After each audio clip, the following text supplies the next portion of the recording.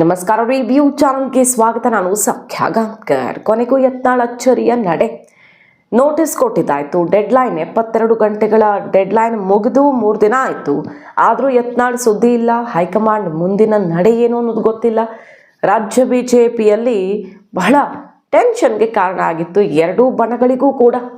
ಇವ್ರು ಕೊಟ್ಟರೇನು ಉತ್ತರನ, ಕೊಡದೇ ಇದ್ರೇನು ಅನ್ನೋ ನಿಟ್ಟಿನಲ್ಲಿ ಉಚ್ಚಾಟನೆಯೋ ಅಥವಾ ಸಸ್ಪೆನ್ಷನ್ ಅಷ್ಟೇನಾ, ಅಥವಾ ಯತ್ನಾಳ್ಗೆ ಹುದ್ದೆ ಕೊಟ್ಟು ಸಮಾಧಾನ ಮಾಡ್ತಾರೆ. ಈ 3 ಆಯ್ಕೆಗಳನ್ನು ಸದ್ಯ ಚರ್ಚೆಯಲ್ಲಿ ಇಡಲಾಗಿತ್ತು.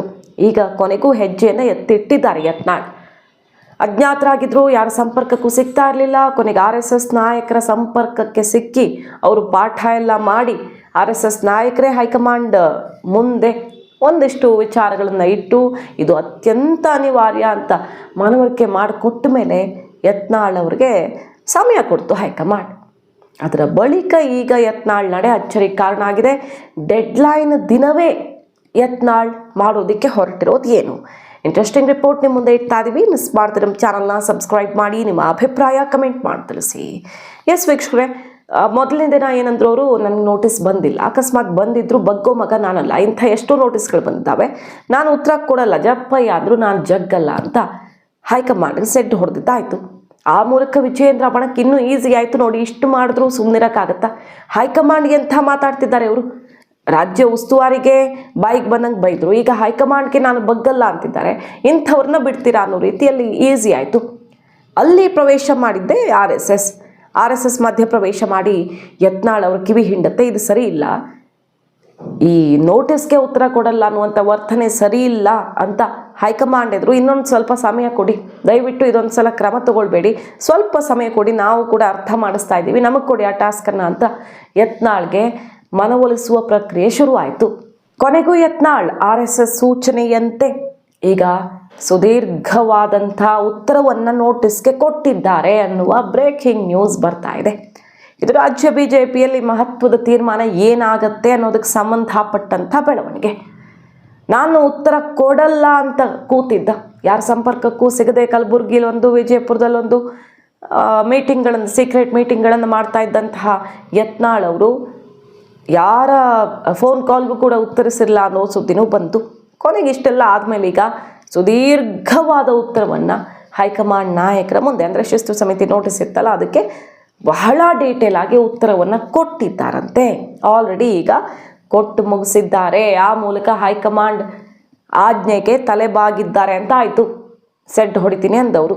ಹಾಗಾದರೆ ಏನು ಹೈಕಮಾಂಡ್ ಸೂತ್ರ ಏನು? ಆಲ್ರೆಡಿ ನಾವು ಎಕ್ಸ್ಕ್ಲೂಸಿವ್ ಆಗಿ ರಿಪೋರ್ಟ್ ಮಾಡಿದ್ವಿ. RSS ಒಂದು ಹೊಸ ಫಾರ್ಮುಲಾ ರೆಡಿ ಮಾಡಿದೆ. ವಿಜಯೇಂದ್ರಗೂ ತೊಂದರೆ ಆಗದಂತೆ ರಾಜ್ಯ ರಾಜಕಾರಣದಿಂದ ಯತ್ನಾಳ್ ಅವರನ್ನು ಸ್ವಲ್ಪ ದಿನಗಳ ಕಾಲ ದೂರ ಇಡುವಂತೆ.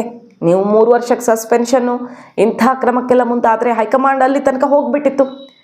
ಈ ಹಂತಕ್ಕೆ ಹೋದರೂ ಯತ್ನಾಳ್ ಅಂದರೆ ಸುಮ್ಮನಿರೋಕ್ಕಾಗಲ್ಲ ಅಂತ. ಆಗ RSS ತಡ ಮಾಡದೆ ಅವ್ರಿಗೊಂದು ಹುದ್ದೆ ಕೊಡಿ, ಕೇಂದ್ರ ಸಮಿತಿಯಲ್ಲಿ ಒಂದು ಹುದ್ದೆ ಕೊಟ್ಬಿಟ್ರೆ ಕೋರ್ ಕಮಿಟಿಯಲ್ಲಿ ಇವರೆಲ್ಲ ಬೇರೆಯವರು ಇದ್ದಾರಲ್ಲ, ಜಾರಕಿಹೊಳಿ, ಕುಮಾರ್ ಬಂಗಾರಪ್ಪ, ಸೀನಿಯರ್ಸ್ ಎಲ್ಲ, ಅವ್ರಿಗೆಲ್ಲ ಯಾರಿಗಾದ್ರೂ ಒಂದಿಷ್ಟು ಜನಕ್ಕೆ ಸ್ಥಾನಮಾನ ಕೊಟ್ಟು ಬ್ಯಾಲೆನ್ಸ್ ಮಾಡಿಬಿಟ್ರೆ ಆಗ ತಕರಾರಿರಲ್ಲ. ಮುಂಚೆನೂ ಹೈಕಮಾಂಡ್ ಹೇಳಿತ್ತು ರಾಷ್ಟ್ರೀಯ ಪ್ರಧಾನ ಕಾರ್ಯದರ್ಶಿಯಾಗಿ ಅಂತ. ನನಗೆ ಇಂಗ್ಲೀಷ್ ಬರಲ್ಲಪ್ಪ, ವಿಜಯೇಂದ್ರನೇ ಅಲ್ಲಿಗೆ ಹೋಗಲಿ, ನಾನು ಇಲ್ಲೇ ಇರ್ತೀನಿ ಕನ್ನಡದಲ್ಲಿ ರಾಜಕಾರಣ ಮಾಡ್ಕೊಂಡು ಅಂತ ಅಲ್ಲೂ ಸೆಡ್ ಹೊಡೆದಿದ್ರು. ಆದರೆ ಈಗ ಅನಿವಾರ್ಯವಾಗಿ RSS ಅಪ್ಪಣೆಯಂತೆ ಮತ್ತು ಆಯ್ಕೆಗಳೇ ಉಳಿದುಕೊಳ್ಳದ ಕಾರಣದಿಂದಾಗಿ ತುಂಬ ಮುಂದೆ ಹೋಗ್ಬಿಟ್ರು ಯತ್ನಾಳ್. ಎಲ್ಲೂ ಬೇರೆ ಕಡೆ ಟರ್ನ್ ತಗೊಳ್ಳೋಕ್ಕಾಗದ ಪರಿಸ್ಥಿತಿಯಲ್ಲಿ ಸಿಕ್ಕಾಕ್ಕೊಂಡಿದ್ದ ಯತ್ನಾಳ್ ಈಗ ಅನಿವಾರ್ಯವಾಗಿ ಹೈಕಮಾಂಡ್ ಆಜ್ಞೆಯನ್ನು ಪಾಲಿಸಲೇಬೇಕಾದಂಥ ಇಕ್ಕಟ್ಟಲ್ಲಿ ಸಿಕ್ಕಾಕ್ಕೊಂಡಿದ್ದಾರೆ. ಕೇಂದ್ರ ಸಮಿತಿಯಲ್ಲಿ ಸ್ಥಾನಮಾನ ಕೊಟ್ಟು ಯತ್ನಾಳ್ ಅವರನ್ನು ಸದ್ಯದ ಪರಿಸ್ಥಿತಿಯಲ್ಲಿ ರಾಜ್ಯ ರಾಜಕಾರಣದಿಂದ ದೂರವಿಡಲಾಗತ್ತೆ ಅನ್ನೋದು ಸುದ್ದಿ.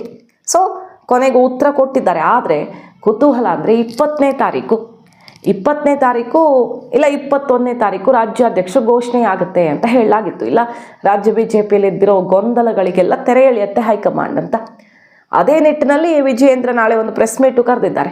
ಎಲ್ಲದಕ್ಕೂ ಉತ್ತರ ಕೊಡ್ತೀನಿ, ನಾಳೆ ಎಲ್ಲ ಕ್ಲಿಯರ್ ಉತ್ತರ ಕೊಡ್ತೀನಿ, ಗ್ಯಾರಂಟಿ ಸಮಸ್ಯೆಗಳೆಲ್ಲ ಆಗ್ತಿದೆಯಲ್ಲ ಅದ್ರ ಬಗ್ಗೆನೂ ಮಾತಾಡ್ತೀನಿ, ಮತ್ತು ಈ ಪೊಲಿಟಿಕಲ್ ಏನೇನು ಬೆಳವಣಿಗೆಗಳಾಗ್ತಿದೆಯೋ ಅದೆಲ್ಲ ಪ್ರಶ್ನೆಗೂ ನಾಳೆ ಉತ್ತರ ಸಿಗತ್ತೆ ಅಂತ ಮಾರ್ಮಿಕವಾಗಿ ಅವರ ಸ್ಟೇಟ್ಮೆಂಟ್ ಬಂತು. ಆ 20ನೇ ತಾರೀಕು ದಿನವೇ ಯತ್ನಾಳ್ ಅವರು ಮೀಟಿಂಗ್ ಮಾಡ್ತಿರೋದು ಈಗ ರೆಬಲ್ ಬಣವನ್ನು ಮತ್ತೆ ಒಗ್ಗೂಡಿಸ್ಕೊಂಡು. ಅಂದ್ರೇನು, ಜಾರಕಿಹೊಳಿ, ಕುಮಾರ್ ಬಂಗಾರಪ್ಪ ಇನ್ನಿತರರೆಲ್ಲ ಒಂದು ಕ್ಲಿಯರ್ ಮೆಸೇಜ್ ಕೊಡ್ತಿದ್ದಾರೆ ಪಕ್ಷಕ್ಕೆ ಅಥವಾ ಡೆಲ್ಲಿಗೋ ಗೊತ್ತಿಲ್ಲ. ಅವ್ರಿಗೆ ನೋಟಿಸ್ ಕೊಟ್ಟ ಮೇಲೂ ಕೂಡ, ಕ್ರಮದ ಎಚ್ಚರಿಕೆ ಆದ ಮೇಲೂ ಕೂಡ ನಾವೆಲ್ಲ ಅವ್ರ ಜೊತೆಗೆ ಇದ್ದೀವಿ. ಯಾರು ಹೆದರಿಲ್ಲ, ಬೆದರಿಲ್ಲ, ಡಿಸ್ಟರ್ಬ್ ಆಗಿಲ್ಲ, ನಾವು ವಿಚಲಿತರಾಗಿಲ್ಲ. ಯತ್ನಾಳ್ ಜೊತೆಗೇ ಇದ್ದೀವಿ, ಕ್ರಮ ತಗೊಂಡ್ರೂ ಕೂಡ ಜೊತೆಗಿರ್ತೀವಿ ಅನ್ನುವಂಥ ಕ್ಲಿಯರ್ ಮೆಸೇಜ್ ಕೊಡೋದಕ್ಕೆ, ಓಪನ್ ಮೆಸೇಜ್ ಕೊಡೋದಕ್ಕೆ 20ನೇ ತಾರೀಕು ಯತ್ನಾಳ್ ಅವರಿಂದ ರೆಬಲ್ಗಳ ಮೀಟಿಂಗ್ ಆಗ್ತಾ ಇದೆ. ಸೊ ಆ ಮೀಟಿಂಗಿಗೆ ಫಿಕ್ಸ್ ಮಾಡ್ಕೊಂಡಿದ್ದಾರೆ. ಅದಕ್ಕೆ ಹೈಕಮಾಂಡ್ ಬ್ರೇಕ್ ಹಾಕಿಸಿ ಎಲ್ಲ ಸರಿ ಮಾಡಿ ವಿಜಯೇಂದ್ರ ಹೆಸರು ಘೋಷಿಸಬಹುದು. ಇಲ್ಲವಾದಲ್ಲಿ ರಾಷ್ಟ್ರೀಯ ಅಧ್ಯಕ್ಷರ ಆಯ್ಕೆ ಮಾರ್ಚ್ ಮಧ್ಯ ಅಥವಾ ಕೊನೆಯಲ್ಲಾಗುತ್ತೆ. ಅಲ್ಲಿ ತನಕ ಸಮಯ ತಗೊಂಡು ವಿಜಯೇಂದ್ರ ಮತ್ತು ಅವರ ಆಪ್ತರಿಗೆಲ್ಲ ಆಯಕಟ್ಟಿನ ಜಾಗದಲ್ಲಿ ಕೂರಿಸಿಬಿಟ್ಟೇ ಘೋಷಣೆ ಮಾಡುತ್ತಾ 2 ಈಗ ವಿಜಯೇಂದ್ರಗೊಂದು ಟಾಸ್ಕ್ ಕೊಟ್ಟಿದ್ದಾರೆ. ಸರಿ, ನೀವು ಇನ್ನು 18 ಜಿಲ್ಲಾಧ್ಯಕ್ಷರ ಆಯ್ಕೆಯನ್ನು ಬಾಕಿ ಉಳಿಸ್ಕೊಂಡಿದ್ದೀರಲ್ಲ, ಅದು ಮುಗಿಸ್ಬಿಡಿ, ಬೇಗ ಬೇಗ ಆ ಪ್ರಕ್ರಿಯೆ ಮುಗಿದು ಹೋಗಲಿ ಅಂತ. ಮೊದಲ ಹಂತದಲ್ಲಿ ಏನು ಆಯ್ಕೆ ಆದವರು ಬಹುತೇಕ ವಿಜಯೇಂದ್ರ ಟೀಮ್ ಅವರಿದ್ರು. 1-2-3 ಕಡೆ ಮಾತ್ರ ಬದಲಾಯಿಸಲಾಯಿತು. ಚಿಕ್ಕಬಳ್ಳಾಪುರದಲ್ಲೆಲ್ಲ ವಿಜಯೇಂದ್ರಕ್ಕೆ ಹಿನ್ನಡೆ ಆಯಿತು. ಬೇರೆ ಕಡೆ ಎಲ್ಲ ಆಲ್ಮೋಸ್ಟ್ ಅವ್ರ ಕೈ ಮೇಲಾಗಿತ್ತು. ಉಳಿದಿರೋ ಕಡೆನೂ ತಕ್ಷಣ ನೇಮಕ ಆಗಬೇಕು ಅಂತ ಹೇಳಿದ್ದು ಕೋರ್ ಕಮಿಟಿ, ಪದಾಧಿಕಾರಿಗಳು, ಜಿಲ್ಲಾಧ್ಯಕ್ಷರು ಎಲ್ಲ ಕಡೆ ಹೈಕಮಾಂಡ್ ತನ್ನಿಚ್ಛೆಯಂತೆ ಕೆಲವು ಬದಲಾವಣೆಗಳನ್ನು ಮಾಡೋದಕ್ಕೆ ಹೊರಟಿದೆ. ಕೋರ್ ಕಮಿಟಿಯಲ್ಲಿ ಸದಸ್ಯರ ಸಂಖ್ಯೆಯನ್ನು ಹೆಚ್ಚಿಸುವ ಮೂಲಕ ಅಸಮಾಧಾನಿತರ ಬಣಕ್ಕೂ ಕೂಡ ಸ್ಥಾನಮಾನವನ್ನು ಒದಗಿಸುವ ತೀರ್ಮಾನ ಮಾಡಿದೆ. ವಿಜಯೇಂದ್ರ ಅವ್ರಿಗೆ ಅಧ್ಯಕ್ಷ ಸ್ಥಾನದಲ್ಲಿ ಮುಂದುವರಿಸೋದು, ಒಂದೇ 1 ವರ್ಷ ಚಾನ್ಸ್ ಕೊಟ್ಟಿರೋದು, ಇನ್ನಷ್ಟು ಸಮಯ ಕೊಟ್ಟು ಅಳೆದು ತೂಗೋದು.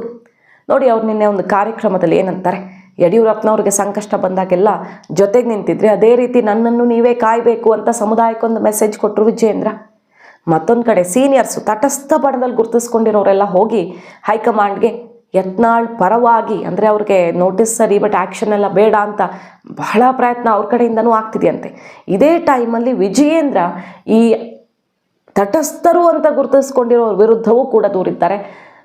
ತಟಸ್ಥರು ಅಂತ ಹೇಳಿಕೊಂಡು ಯತ್ನಾಳ್ ಮಾಡ್ತಿರುವಂಥ ಕೆಲಸಗಳಿಗೆ ಬೆಂಬಲ ಸೂಚಿಸಿ ಪಕ್ಷಕ್ಕೆ ಡ್ಯಾಮೇಜ್ ಮಾಡ್ತಿದ್ದಾರೆ ಅಂತ. ಸೊ ಅಶೋಕ್ಗೆ ಇಲ್ಲಿ ವಿಜಯೇಂದ್ರ ಕುರ್ಚಿ ಸುತ್ತ ಇಷ್ಟೆಲ್ಲ ಜಟಾಪಟಿ ಆಗಿದ್ದು, ಆದರೆ ಈಗ ವಿಜಯೇಂದ್ರ ಕುರ್ಚಿ ಉಳಿಯೋದು ಬಹುತೇಕ ಖಚಿತ, ಬಟ್ ಸವಾಲುಗಳು ನಿಶ್ಚಿತ ಅಂತ ಹೇಳಲಾಗ್ತಿರೋದು. ಕಂಟಕ ಬರೋದು ಮಾತ್ರ ಅಶೋಕ್ ಕುರ್ಚಿಗ ಅನ್ನೋದು ಕುತೂಹಲಕಾರಿ ವಿಚಾರ. ಈಗ ಅಶೋಕ್ ವಿಜಯೇಂದ್ರ ಅವರನ್ನು ಎದುರು ಹಾಕ್ಕೊಂಡು ಪಕ್ಷದಲ್ಲಿ ಒಂದಿಷ್ಟು ಗೊಂದಲಗಳೆಲ್ಲ ಸೃಷ್ಟಿಯಾಗಿ ಈಗ ಪ್ರತಿಪಕ್ಷ ನಾಯಕ ಸ್ಥಾನಕ್ಕೆ ಕುತ್ತು ತಂದ್ಕೊಳ್ತಾರ ಅನ್ನುವಂಥ ಕುತೂಹಲಕಾರಿ ಬೆಳವಣಿಗೆಯೂ ಆಗ್ತದೆ. ಈಗ ನಾಳೆ ಸುದೀರ್ಘವಾಗಿ ನಾಳೆ ದಿನ ಪತ್ರಿಕಾಗೋಷ್ಠಿ ನಾನು ಕರೀತಾ ಇದ್ದೇನೆ. ರಾಜ್ಯದಲ್ಲಿ ಇವತ್ತು ಗ್ಯಾರಂಟಿ ಕ್ರೈಸಿಸ್ ಏನಿದೆ, ಪೊಲಿಟಿಕಲ್ ಕ್ರೈಸಿಸ್ ಏನಿದೆ, ಇವೆಲ್ಲ ಕ್ರೈಸಿಸ್ಗಳ ವಿಚಾರವಾಗಿ ನಾಳೆ ದಿನ ಚರ್ಚೆ ಮಾಡ್ತೇನೆ, ನಾಳೆ ಮಾತಾಡ್ತೇನೆ.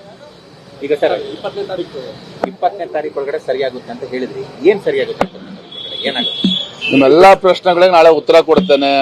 ನಾಳೆ ಪತ್ರಿಕಾಗೋಷ್ಠಿಯನ್ನು ಕೂಡ ಕರೆಯೋನಿದ್ದೇನೆ. ಅದಕ್ಕೆ ಒಂದೇ ಮಾತನಲ್ಲಿ ಹೇಳಿದ್ನಲ್ಲ, I will address guarantee crisis also, at the same time political crisis ಬಗ್ಗೆ ಚರ್ಚೆ ಮಾಡ್ತೇನೆ. Thank you. 20ನೇ ತಾರೀಕು ಯತ್ನಾಳ್ ಅವರ ತಂಡದ ಸದಸ್ಯರು ಸಭೆ ಕರೆದವರು ಬೆಂಗಳೂರಲ್ಲಿ.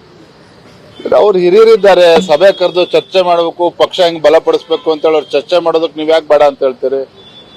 ಅದ್ರ ಬಗ್ಗೆ ನಾನು ತಲೆ ಕೆಡಿಸ್ಕೊಂಡಿಲ್ಲ. ಯಾಕಂದ್ರೆ ಯಾರೇನೇ ಮಾಡಿದ್ರು ಕೂಡ ಪಕ್ಷಕ್ಕೆ ಪೂರಕವಾಗಿ ಆಗ್ಬೇಕು ಅಂತಕ್ಕಂಥದ್ದು ನಮ್ಮೆಲ್ಲರ ಅಭಿಲಾಷೆ. ಆ ನಿಟ್ಟಿನಲ್ಲಿ ಅವರು ಕೂಡ ಮಾಡ್ತಾ ಇರ್ಬೋದು ಅಂತ ನಾನು ಅನ್ಕೊಂಡಿದ್ದೇನೆ. Thank you. ನಾಳೆ ಮಾತಾಡ್ತೀನಪ್ಪ. ನಾಳೆ ಕಡೆಯಿಂದ ಅಂಥ ಪ್ರಯತ್ನ, ಆ ಕಡೆಯಿಂದ ಯತ್ನಾಳ್ ಉಳಿಸೋ ಪ್ರಯತ್ನ, ಎರಡೂ ಪ್ರಯತ್ನನೂ ಆಗ್ತಿದೆ.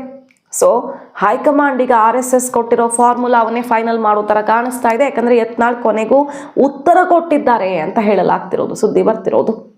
ಅವರಿನ್ನೂ ಅಧಿಕೃತವಾಗಿ ಸ್ಟೇಟ್ಮೆಂಟ್ ಕೊಟ್ಟಿಲ್ಲ, ಬಟ್ ಮೂಲಗಳ ಮಾಹಿತಿ ಪ್ರಕಾರ ಸುದೀರ್ಘವಾದ ಉತ್ತರವನ್ನು ಕೊಟ್ಟು ಬಂದಿದ್ದಾರೆ ಅಂತ. ಹಾಗಾಗಿ ಈಗ ಯತ್ನಾಳ್ ವಿರುದ್ಧ ಕ್ರಮ ಕೈಗೊಳ್ಳದೆ ಅವರನ್ನು ಡೆಲ್ಲಿಯಲ್ಲಿ ಕೂರಿಸುವ ಪ್ಲ್ಯಾನ್ ಯಶಸ್ವಿಯಾಗುತ್ತಾ ನೋಡಬೇಕು. ಮಾಹಿತಿ ನಿಮ್ಗೆ ಇಷ್ಟ ಆಗಿದ್ರೆ ಮಿಸ್ ಮಾಡಿದ್ರೆ ನಮ್ಮ ಚಾನಲ್ನ ಸಬ್ಸ್ಕ್ರೈಬ್ ಮಾಡಿ, ನಿಮ್ಮ ಅಭಿಪ್ರಾಯ ಕಮೆಂಟ್ ಮಾಡಿ ತಿಳಿಸಿ. Thank you.